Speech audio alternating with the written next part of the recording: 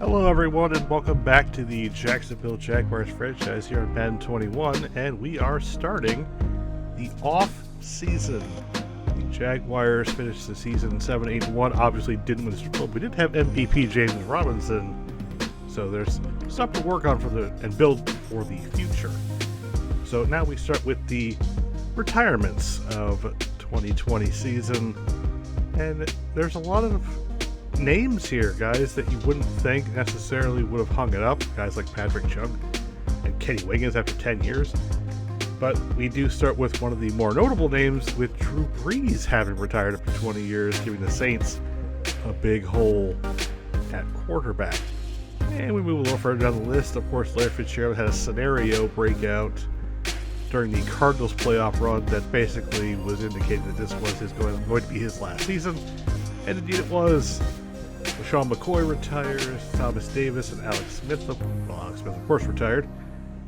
But as we just move on down the line here, we come to Andrew Whitworth retiring, Richie Incognito retired again, Jason Witten now has retired, and we just got to move on. Adrian Peterson, Frank Gore, a lot of names hanging it up now. 2020, we're starting just to have these old veteran players just kind of drop off after all this time. But one of the bigger retirements kind of happens here down at the bottom as we just kind of scroll through this. And I didn't think that this was going to happen, but it does happen more often than you actually think if you play enough franchises. Adam Vinatieri, of course, retires. But at the bottom here, we're going to find that Super Bowl winning head coach Pete Carroll actually retired, and he is now gone. So the Seahawks now need a new head coach. So they join us and the Texans and the Patriots and the Jets and the Lions as teams who need a head coach. There's our non-existent head coach. So we move on. Let's see, we got some negotiations to do. And I went through these negotiations, and really there wasn't too many people on this list that I actually wanted to keep. Guys like Adam Gostis and Chris Thompson I kind of just spurned away from. I wasn't really interested in bringing guys like this back because I figured we're going to start anew and see what we can get out of these guys. So the only person I was actually really interested in, or really had any interest in signing, was Josh Jones. And looking at Josh Jones' numbers, they were pretty much on par with what he had done his first two seasons in Green Bay. Of course, 2019 wasn't really cut short. It was cut short. So he was kind of the only person during the off-season signings that I wanted to bring back. So we simply offered him what he wanted, and that was a 2-year deal, and we ended up signing him. We're just going through, and there's really wasn't, like, I thought about Avery Jones here for a little bit, but decided at the end of the day that he really wasn't contributing that much. If you look at his numbers, they weren't really anything spectacular. He had maybe a couple of sacks and some pressures, but it wasn't anything I was interested in. I thought about it, but at the end of the day, I chose not to have him on the team. So the only person we really made any offer to was Josh Jones, and we got him re-signed. So we move on to the first week of free agency. And in the first week, of course, we had to hire a head coach. And going through this, we looked at it, and Matt Hedrick was the only coach we really had any interest in signing, so we gave him a look. And so we move on to what's out there for free agency. The top free agent is Juju Smith-Schuster. We really weren't interested in him moving forward with that, so we kind of just kept to ourselves and took a look at what was out there, but it wasn't really Juju that we were looking for. So I ended up checking the regression on our team, And we really only had a few guys who actually suffered from it. Tyler Eifert, Brandon Linder, Andrew Norwell, and AJ Can all lost some points, but that was really it. So we were really fortunate that we didn't have a lot of progression hit our team. We are a fairly young team. So moving on, looking to sign a wide receiver since we did let 2 go. Keelan Cole was a good receiver, but we just wanted more speed.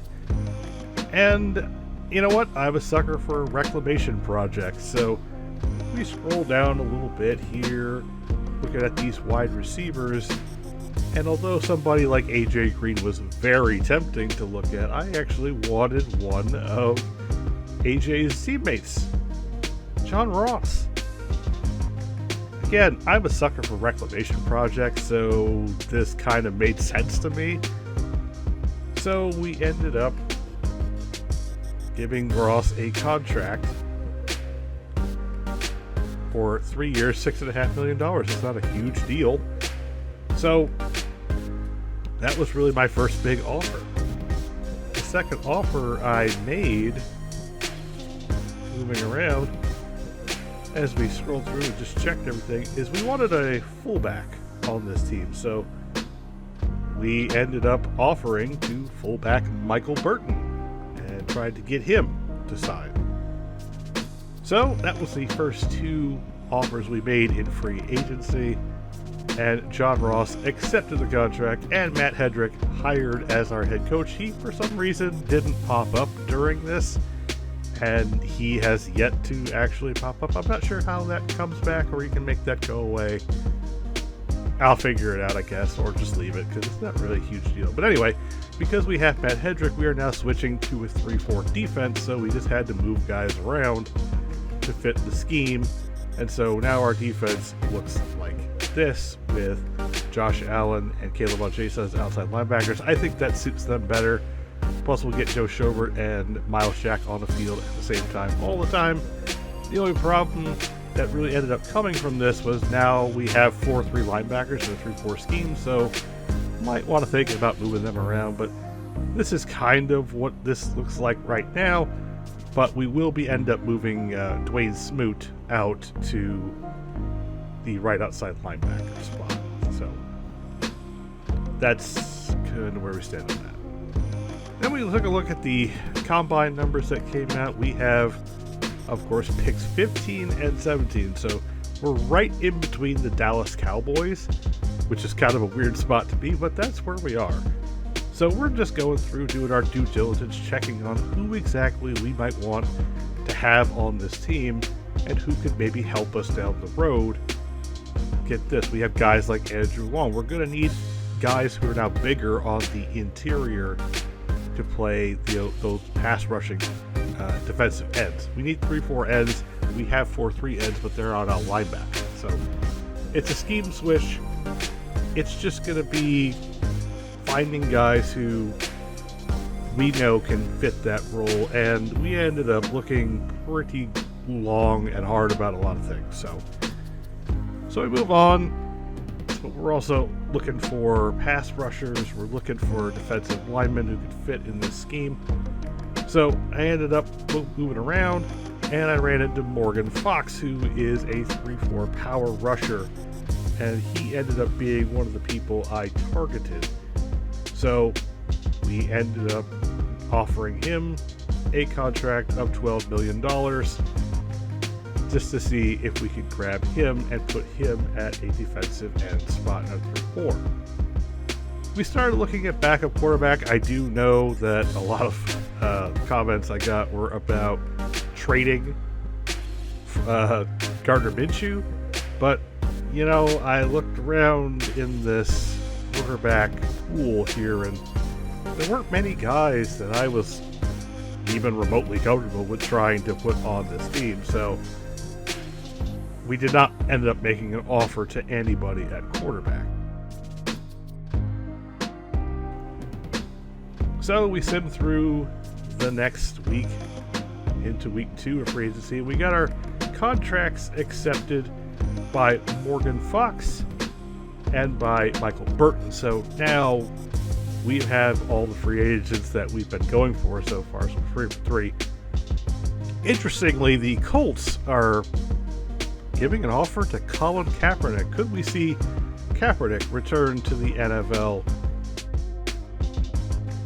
We looked at the signings here a lot. The big name free agent was Brandon Scherf and Juju Smith-Schuster, but you look at a lot of these guys and where they all ended up, it's a lot of competition, and we are going to have our hands full, so we had to make sure that we are on top of our game.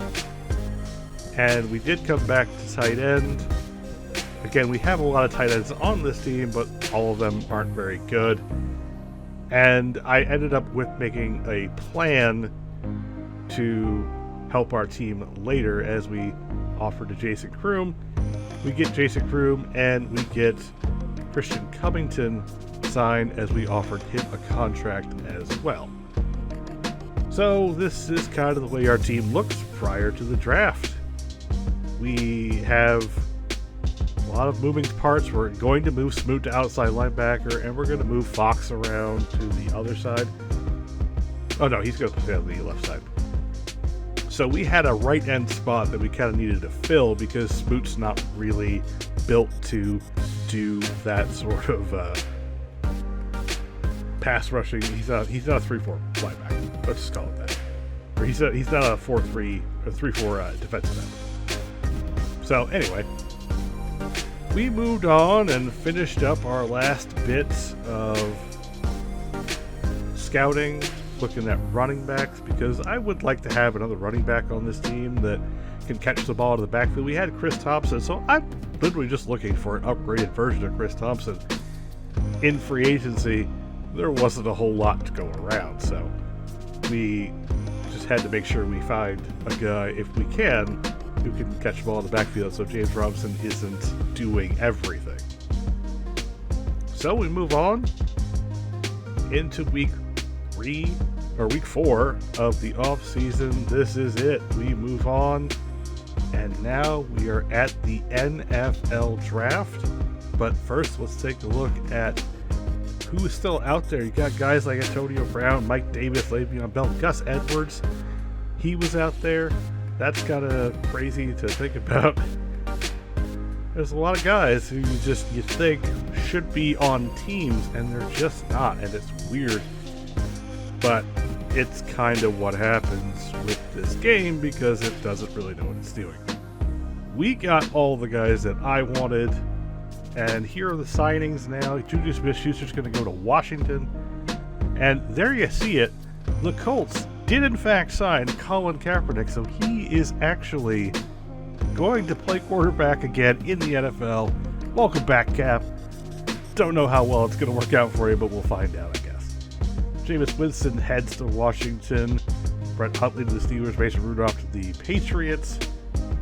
And I started looking at this, and then I saw that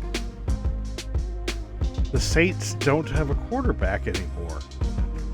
So we kind of just have to figure out what to do with this. So we kind of scroll through here, look at all the guys that get signed. There's kind of a funny one there where Gronkowski goes to the Raiders. I guess the Raiders is just where old tight ends go to retire at the end of their career.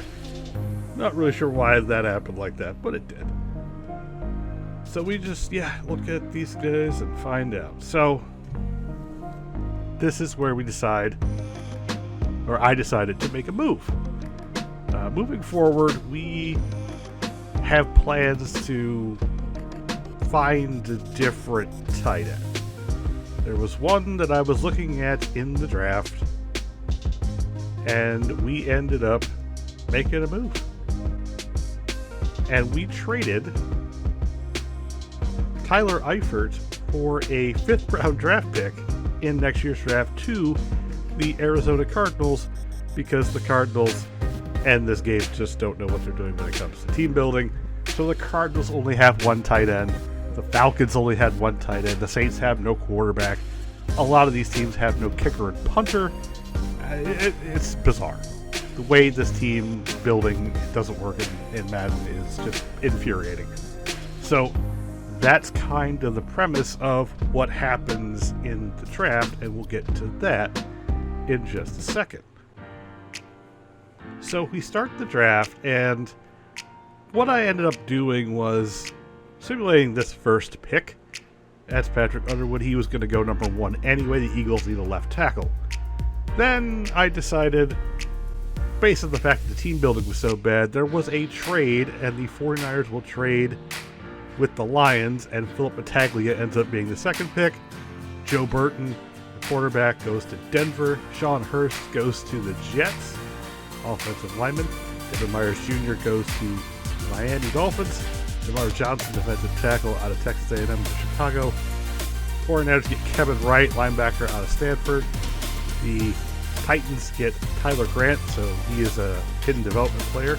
Joel Lawson to the Steelers. Ricky Wright to the Ravens. Kevin McMillan to the Vikings. Corey Robinson, a left tackle to Washington. They definitely needed one of those. And then there was another trade where the Falcons traded up with the Raiders. The Raiders just needed offensive linemen, and there weren't really many available that fit at that pick. So the Falcons trade up. They get Dante Taylor.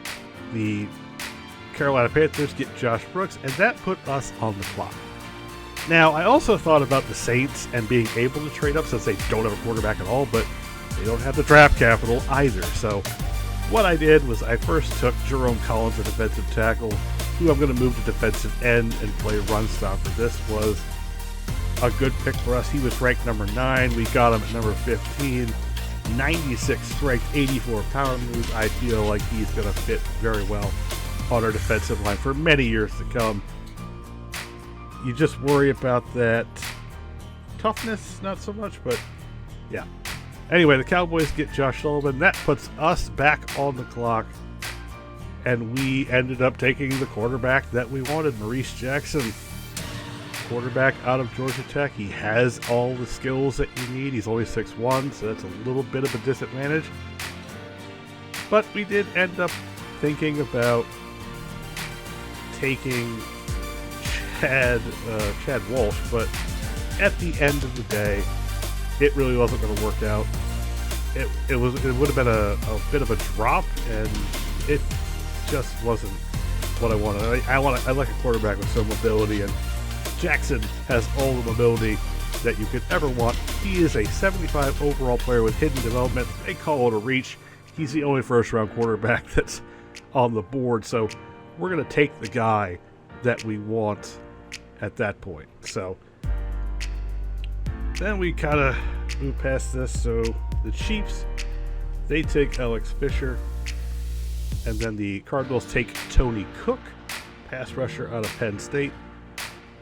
The Bengals get the first tight end of the draft, and they take Marcus Green. He's the first tight end off the board.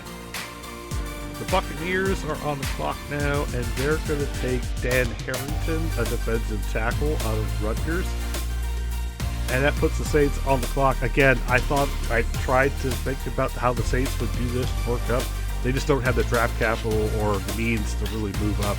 So they just took the quarterback that was available. That's Chad Walsh.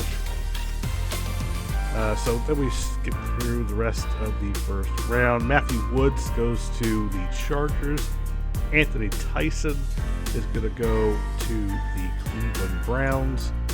The New York Giants ended up selecting Adam McDaniel, the tackle out of Baylor. And this is where the Raiders picked, and they picked Caleb Holt, an offensive lineman. The Dolphins pick up Andre Atkins, a pass rusher out of LSU. The Patriots, it's the Colts who are, I see the Patriots thing right there. The Patriots selected Deshaun Houston, a quarterback out of Florida State. The Patriots get great wide receiver Jamal Daniels. That's kind of the help that they need. Green Bay gets a backup left tackle. They just play the odds there. That David Bakhtiari is not going to play forever. Buffalo is able to get Marcus Malone.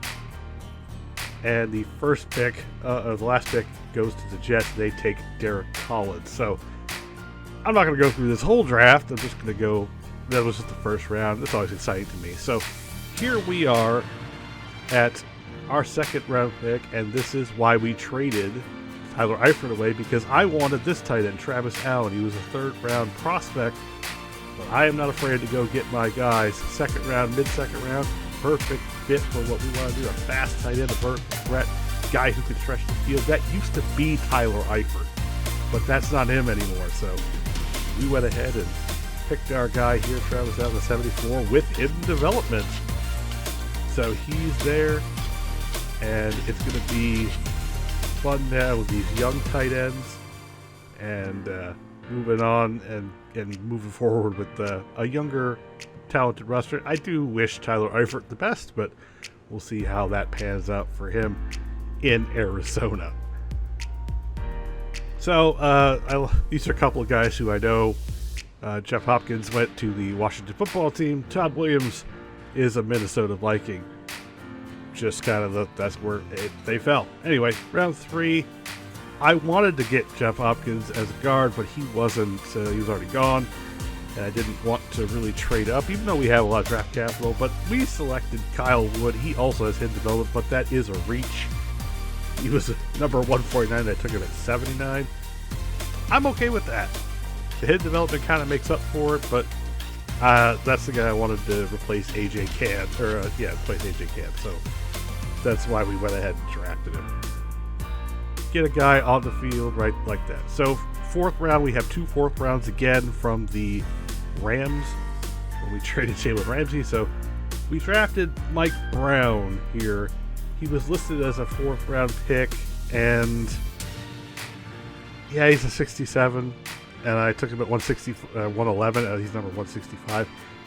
I'm not afraid to reach. By the time you hit the 4th round, you're looking for guys, in my opinion, that you want to hold on to and not necessarily, that you want to plug and play right away. You're looking for depth players at this point. You're looking for guys who you can be comfortable that if they can have to step in and fill a role, that they can do that. And I think that's what Mike Brown can do.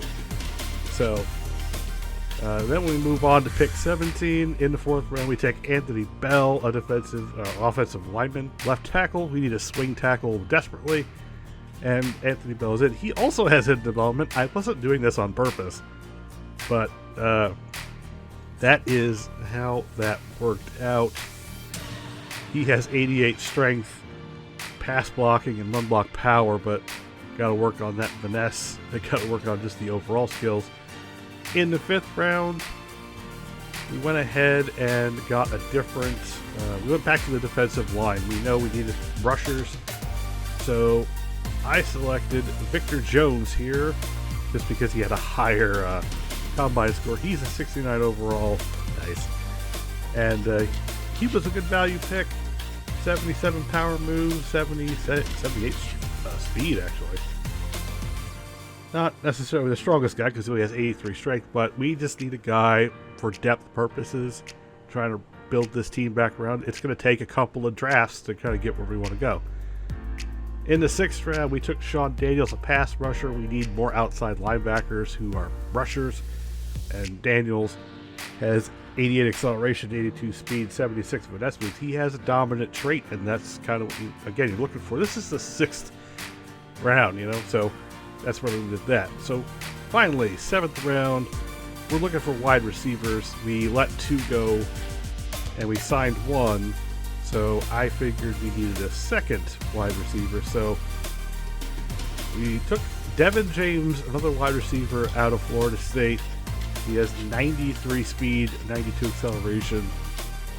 Not a great route runner, so we're going to have to take some time to develop him, but he is a 7th round pick, so that's kind of where they ended up on that. So overall, we had a pretty decent draft, in my opinion anyway. And so we gave our Jerome Collins here our first pick. We're just going to change this number. I have no problem with anybody who's a fan of 69, but 96. So after that, we did some undrafted free agent signing. We went looking for people. We got Matt Barkley to kind of compete for quarterback. We ended up taking wide receiver Tyrone Williams, add another receiver for depth. Quarterback Marcus Horn. And we took PJ Williams, a free safety, but we're going to move him to strong safety, and he will become an immediate starter. So that's where we stand right here. This is our team that's going to be moving forward in the draft or after the draft for the new season. We have some good players on this team. I feel like we're better than we were last year. I think this is a new beginning, and I think that we're capable of getting where we need to go. So, well, it was an exciting offseason, and we have just a little bit more here. We find that Drew Brees, Adam Vinatieri, and Larry Fitzgerald made the Hall of Fame, so that's cool. But that is going to do it. I hope that you guys enjoyed this. We got the preseason coming up next, and that's going to do it for me. So you guys have a good one. I'll see you soon with the preseason.